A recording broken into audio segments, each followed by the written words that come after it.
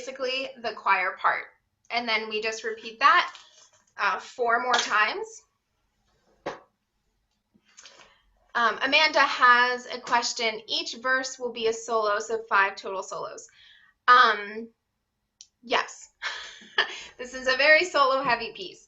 So the first solo is on the first page, the text, the holly and the ivy, when they are both full grown, of all the trees that are in the wood, the holly bears the crown. The second solo is, the holly bears a blossom as white as the lily flower, and Mary bore sweet Jesus Christ to be our sweet Savior.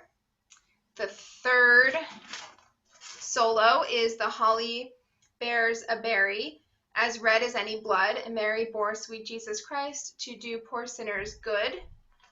The fourth solo is, the holly bears a prickle as sharp as any thorn, and Mary bore sweet Jesus Christ on Christmas Day in the morn. And the fifth solo is on the top of page 9. The holly bears a bark as bitter as any gall, and Mary bore sweet Jesus Christ for to redeem us all. So, lots of solos. If there's enough interest, I would consider doing maybe a duet or a trio and just have 3 people with their videos for each section. I want to see where we're at in terms of interest. We certainly have no shortage of sopranos and altos. So please don't be discouraged. I wanted something where we could really do some fun combinations and pull people out of the big group, especially in a big video setting. I think that's going to be sort of fun. And now that we've heard it, just some things I'd like to note. So let's look at, I guess, any of them really. I'm looking at the top of page 7. This is measure 28. And I'm just going to go through the markings. So we have the rising of the sun, connect, and the running of the deer, breath. The playing of the merry organ, sweet singing in the choir. So this piece has some very tricky words. One of the pitfalls that I've experienced when I've performed this piece before is the tendency when you have the merry organ, when you go back up on the, looking at the soprano line, you go from a D to a G. Really, any of the parts you have movement on that note, finishing the word organ, and I think there's a tendency to really crash land into that note. So we want to make sure it's very light. Merry organ, sweet swinging in the choir.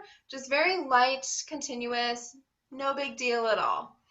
And the word choir, in this instance, I would prefer for us to say it like singing in the choir. So it's almost like a C-W-A-H with a little bit of R right at the end. Choir is one of the worst words to sing, which I think is so ironic. Okay, and that phrasing pretty much follows soloists. If you're looking at the notated version that's currently on the website, I do have some breath marks in there, but make it your own. You don't necessarily need to follow those if you're a soloist. That's just sort of suggested to match the phrasing when the choir is singing all together. Another thing I want to mention, we do have some very long phrases that require a lot of breath support in this piece.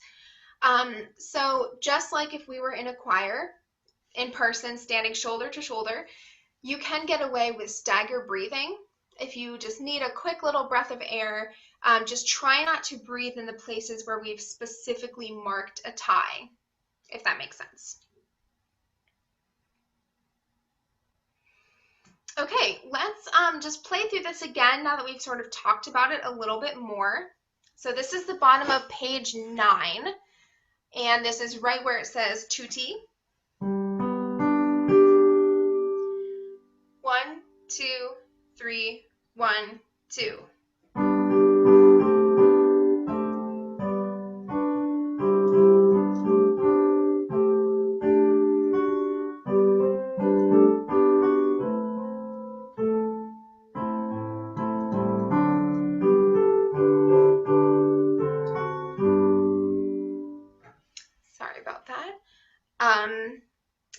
hopefully you get the idea. It's really not that difficult. Basses, again, on this very last note, if you would like to opt down the octave for that G, be my guest. Any questions about this piece?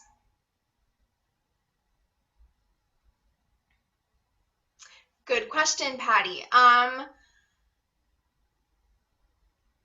Let's say, yes, every soloist should prepare the very first solo verse as the audition, but that does not necessarily mean that you will be assigned that verse. So just so we sort of have an even playing field, everyone look at the verse on the first page that starts with the holly and the ivy. Good question. And then I'll sort of, after the auditions, think about everything and put together a list assigning people to different verses. Any other questions?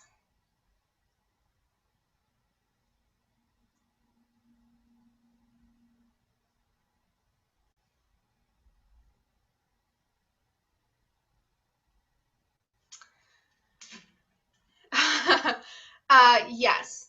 So generally, breathe every 4 measures. Like I mentioned, when I was making these practice tapes, I was like, ooh, these are long phrases. So if you need to sneak a breath here or there, please do so. Chris asked, will we ever do any sort of sectional rehearsal focusing on each part? I think that's a really interesting idea. Maybe if we are doing well in these group rehearsals, maybe we could divvy up the last rehearsal into like maybe half-hour or 40-minute sectionals for each voice part. I really like that idea. So I'll think about that offline, but thank you for saying that, Chris. Oh, yes, breakout rooms would work too. Yeah, let me give that some more thought. I will also probably ask Addie, my Zoom expert, for her opinion. She's really the mastermind of this whole thing.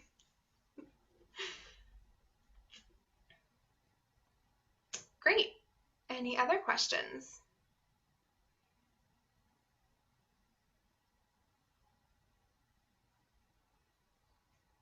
You know, I think once we have the part tapes, if there's a way we could use those in the breakout rooms so nobody has to have a piano with them and be like running rehearsal, yeah, we can definitely think about that and communicate something in more detail later. Yeah, since we can't clone you. As much as I've tried.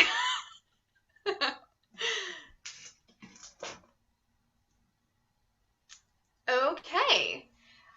If there are no more questions about this piece, let me just consult my notes real quick. I want to make sure I didn't miss anything. Oh, just a general note in this piece. I find that a little bit of a darker, taller vowel helps. Think British school children. And when we're making these big leaps, soloists, I think everyone has some pretty big leaps at some point. Basses, you guys have that. Just try to focus on pure vowels in those changes and not moving your jaw too much to make those jumps. I've found that helps.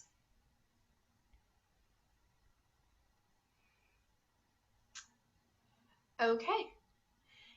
If that is all on Holly and the Ivy for tonight, I would like to just do a little bit of an overview talking about the recording process. So if you have more questions specifically about music, speak now or hold your peace until next Tuesday at 7:30. There we go. Okay, so more things that I will be posting on the website. I'm going to be on Wednesday posting some instructions about the recording process. You are not expected to submit recordings now. Recording deadline will not be until early November. However, that said, The earlier you can get your videos in, the better. It is going to be a bit of a intensive process to sort of edit everything together. So if if you feel good about a recording and want to submit it early, be my guest. So when you sit down to record this video, you will have two devices. On one of them will be a conducting video. I'm going to film myself conducting these two pieces, so you'll have some more artistic direction. You won't have to be just listening to the metronome on its own. So you'll have that video, and you'll have another device to record yourself singing. Now, when you're listening to the conducting video, it's really important that you use headphones then. Otherwise, the video that you record will also be picking up the conducting video, but there will be a delay, and it will just be a bit of a mess. So, two devices and headphones. I've come up with all sorts of crazy setups when I'm doing these videos for myself. I had my phone balanced on a bunch of old boxes at one point, but you really just want to get it so you're sort of seeing this much of yourself, ideally in landscape, wider as opposed to portrait, which is taller. So when you click play or hit record, you're going to play the video of me conducting the pieces, and you will hear 4 bars of the click track or the metronome. On the first beat of the third measure, just clap in frame on the first beat. So you'll hear 1, 2, 3, 2, 2, 3, 3, 2, 3, 4, 2, 3.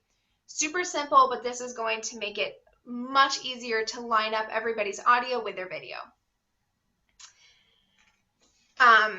Then you'll just sing the whole song, stop the recording when you've finished, and keep in mind everyone's going to be on screen for the entire thing. So much like if you were performing in person, if you're not singing, just look pretty. Really, it shouldn't be too difficult. If you are having issues, please reach out to us. Myself or someone on the board would love to help you through this. And there's going to be a Google form where you can submit your recording. Yes, yes, Chris, there's going to be this document that I've drafted is going to be on the website. And there's much more detail in this document. I just sort of want to give everyone like a top level view of how this is going to work. Any other questions about the recording piece of this?